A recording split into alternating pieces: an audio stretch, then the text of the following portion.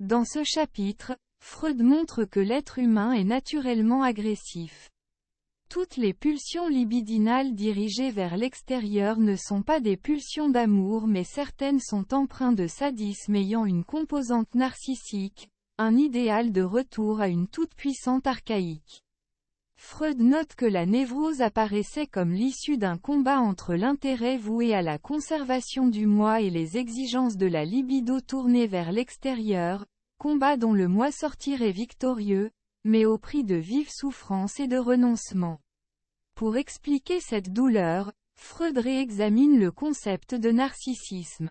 Le plaisir pris dans le sadisme et le masochisme permet de comprendre comment les pulsions s'organisent pour à la fois conserver son narcissisme par la jouissance qu'elles en tirent et comment le besoin d'assouvir ces pulsions à l'extérieur est le propre de l'homme, et apporte une jouissance narcissique.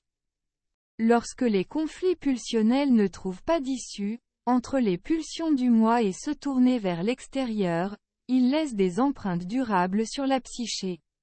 Les pulsions de mort, thanatos, et les pulsions de vie, éros, sont généralement entremêlées et fonctionnent rarement isolément.